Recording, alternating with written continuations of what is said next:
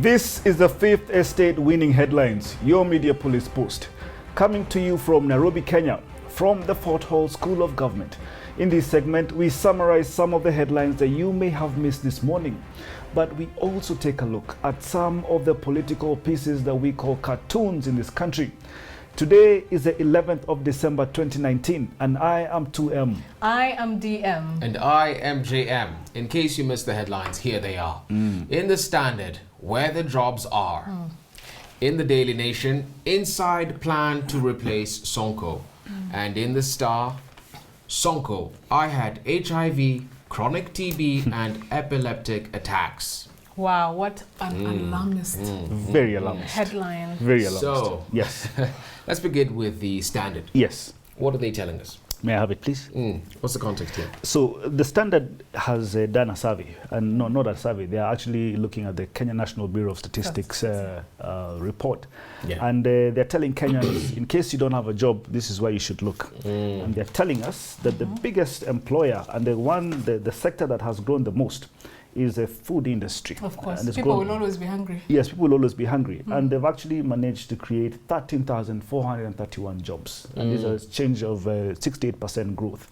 And if you look at them, all of them are in services. For example, other telecommunication activities, I would imagine M-Pesa, I would imagine Safaricom, I would imagine Airtel, all these companies, they have grown by 25%, employing over 23,540 people.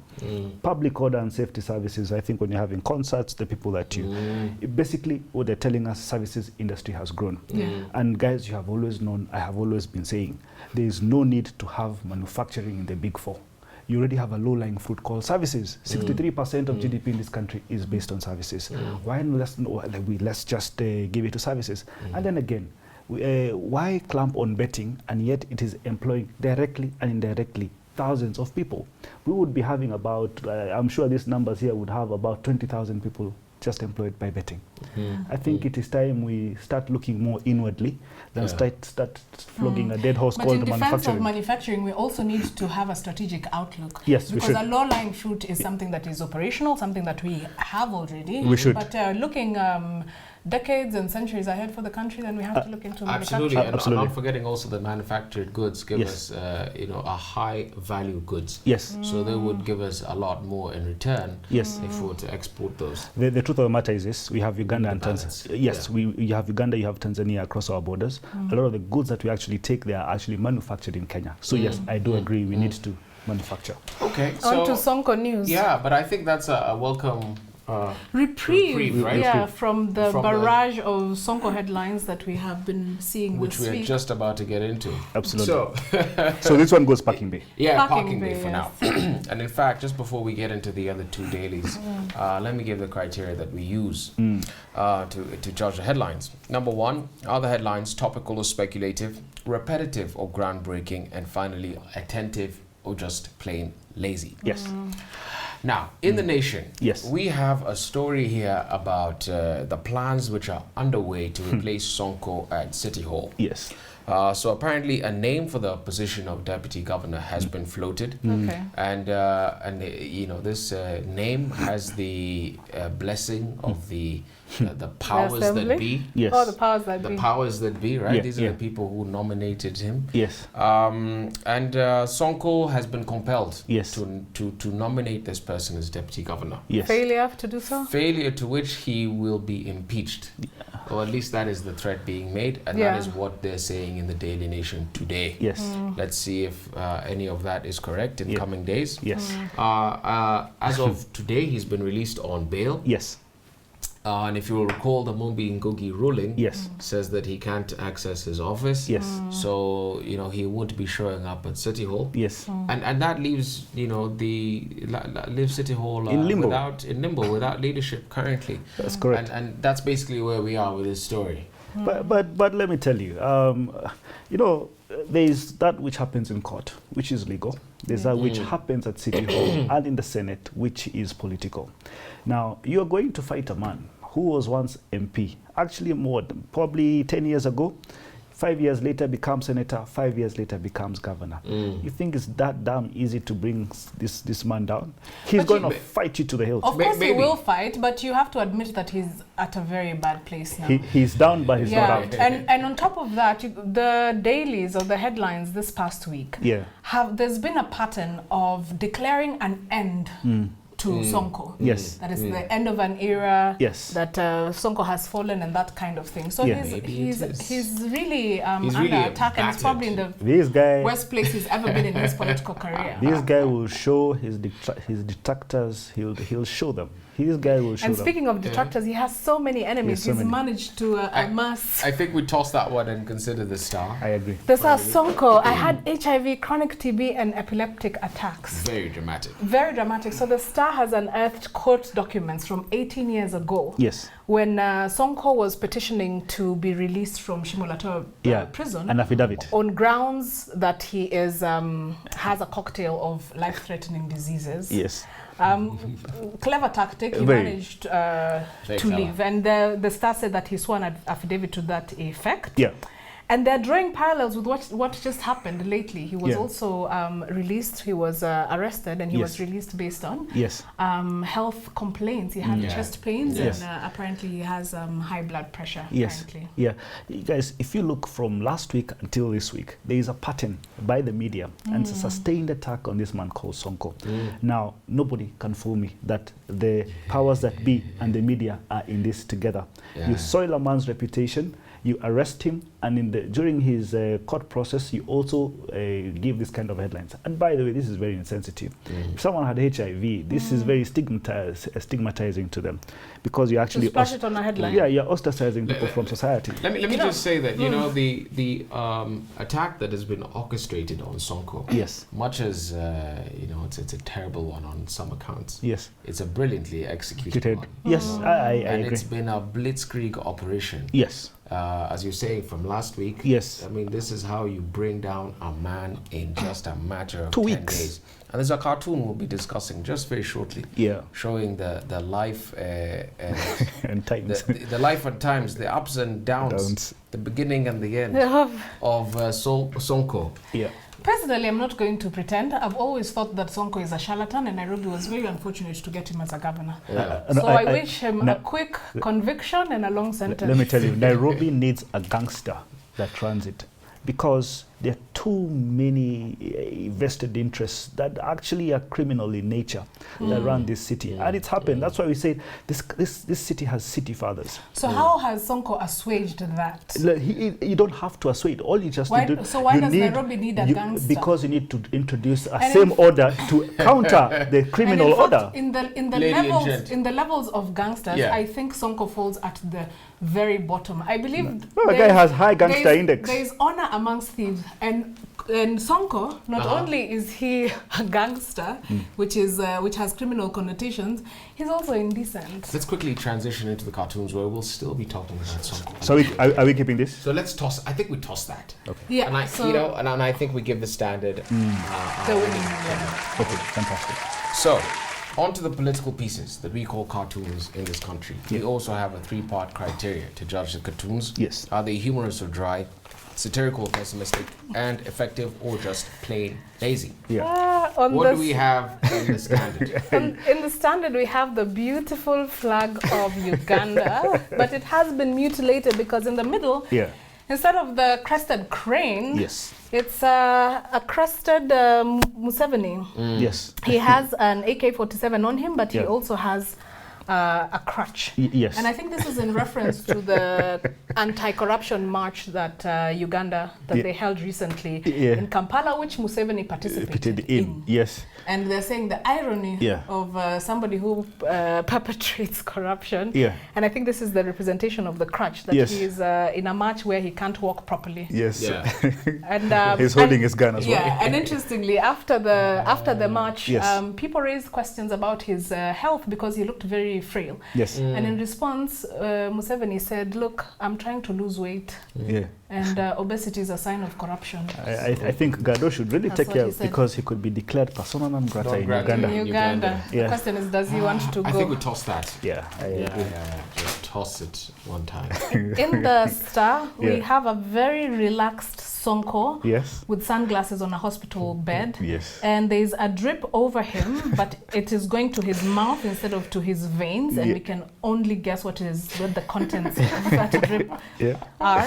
Yeah. And around him are Yeah. people who are dressed in scrubs, so they're doctors, Yeah. but they are Yes. blinded by what appears to be money. Yes. And behind there's somebody there in a suit looking at his charts. Yes. And up there it says a section of senators exercising their oversight role. And This is an exciting cartoon. I like it. The context of these guys is the number of senators that actually were in Sonko's legal team on the day he was actually charged with these economic crimes. And you saw Mutula Kilonzo Jr. and who else? Murkomen over there.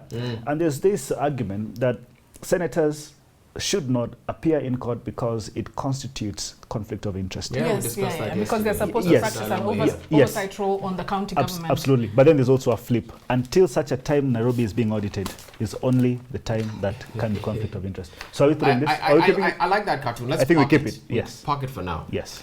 So on the Nation, we have Sonko yet again, and it says the short political life of Simon Sonko Makonde. So for those who went to 844 schools like myself, you know the story about Simon Makonde, who was born on a Monday, Yes. and then we see steps of his life until he died on a Friday. Yes. So again, this is predicting a Sonko political death. So Yes. on the first picture, it is Sonko in diapers, Yeah. but still with his bling and his sunglasses. Yeah.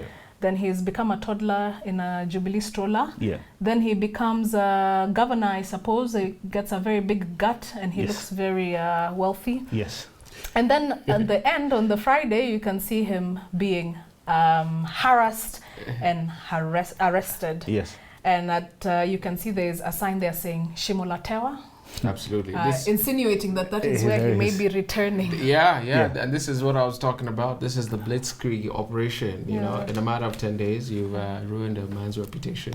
This man will survive. But he may be down, but not out. Yeah. A man only quits. A man is only down and is only finished when he chooses to quit. Yes. So I let's hope we see get a new governor.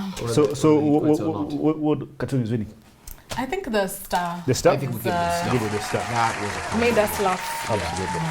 And so what is our final thought? And now our final thought. It is inspired by a book entitled The Rise of China versus the Logic of Strategy by a deluded man called Edward Lutwak. Did you say a deluded man? Deluded completely. So the deluded man is an American Tell us why. political scientist who is originally from Romania. Yeah.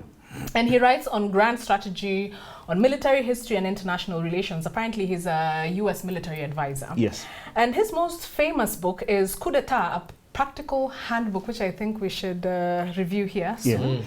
Yeah. In this particular book that we are looking at today, The Rise of China versus the Logic of Strategy, he wrote this book in 2012. Yes. And his thesis is that a nation's strategic outlook eventually will dominate its economic and political future, or will actually determine its economic and political future. In this book, Lutwak makes the predictions about China's economy based on its past and ancient strategic outlooks. And what he's predicting in this book, or what he predicted 7 years ago in this book, is China's decline, specifically China's economic decline. And he says it's for 3 reasons. Yeah. The first one is that when it comes to military action, China is too aggressive. Yeah. Well, not in action, but in perception and in spending. And he says that they inherited this aggression from their ancient writers, particularly Sun Tzu or Sun Tzu.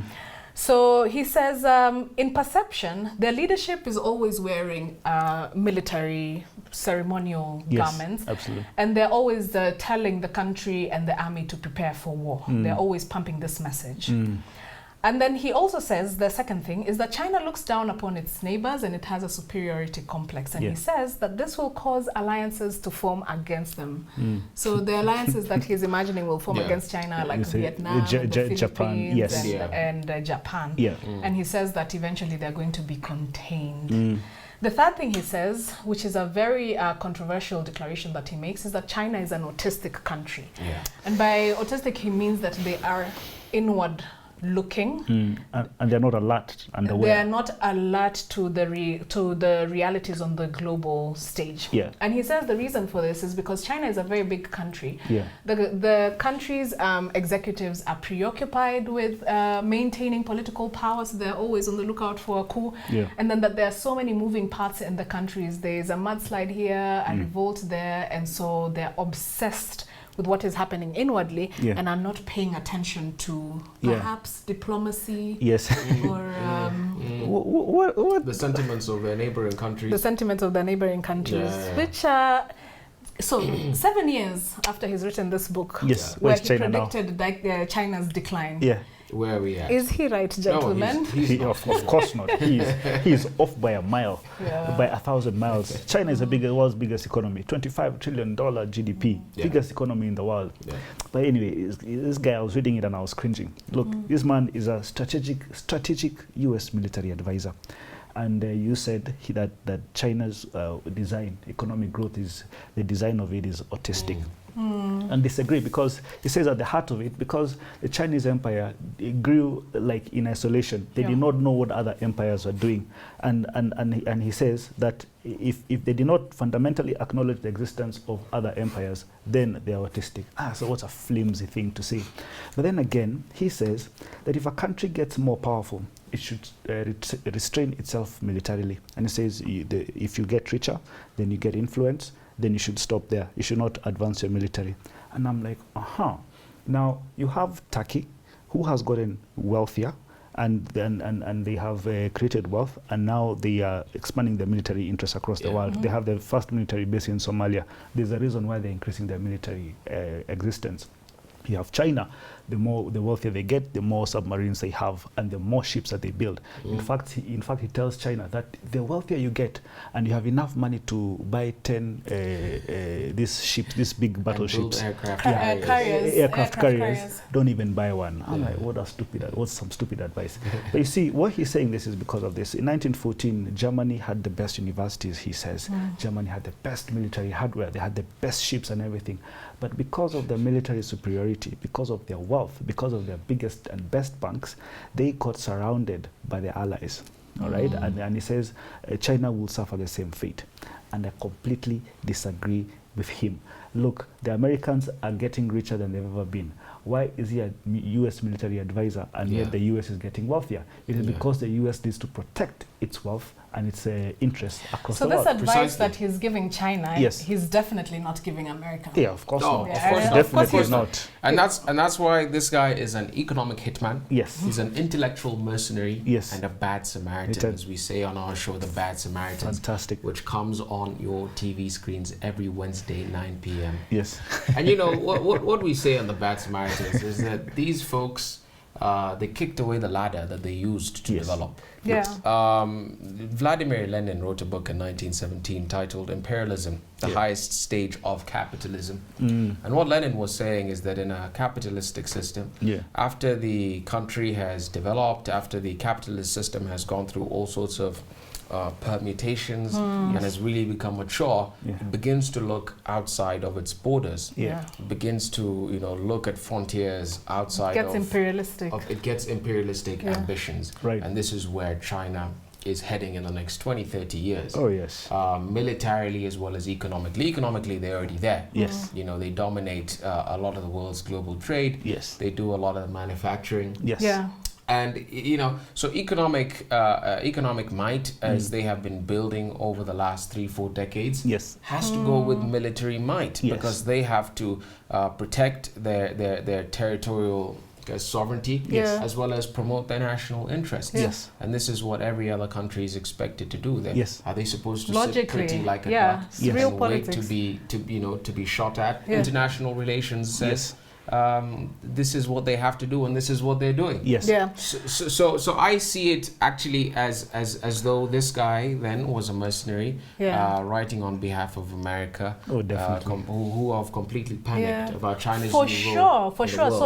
So this guy, he's demonstrating America's fear. Yes. They're threatened, by 2012 they were threatened by China's rise. Yes. And so this guy is therefore a choice architect. He was commissioned to manufacture Absolutely. consent, Yeah. manufacture consent globally Yes. and within China to misadvise China Yes. about military strategy, about their economy. Yeah. And now, just 2 years, in 2014, 2 years after he wrote this book, China surpassed America as the world's in biggest terms of purchasing power parity, GDP. Yes. They surpassed them, Yes. and they continue to be in the lead. In fact, both the IMF and World Bank rate China as the world's largest economy, and they're also predicting that by 2029, China would have surpassed America by all other measures, not just in purchasing power parity. Purchasing power means that in China, the GDP is adjusted because of the realities on the ground in terms of how much your money can get you in that context. And you know, one more thing, just before you go, Kevin. You know, I'm compelled that China is wise enough not to make the mistakes that Germany made, not to make the mistakes that Japan made when they struck World War I, World War II. Yes. Because those countries, Germany and Japan in particular, were we got a lot of braggadocio around that time. And they thought they could take over the world. Yes. And they attempted, but they ultimately failed, as we saw in both world wars. But I'm convinced that China will not necessarily be as belligerent as they were, will not make the same mistakes they did. So this guy's fears and hypotheses are completely unfounded. They're unfounded. Bad Samaritan. They are, and I think he knows it. He knows it. And not, tried. Not even that, the American government knows it. You see, he's an advisor to their government, but their own government actually manufactures F-18 components in China. Now, the biggest companies in America and in the world do actually manufacture a lot of their parts. And they are very soon China will be manufacturing its own F-18s in China, their own versions. Absolutely. So who's wrong here?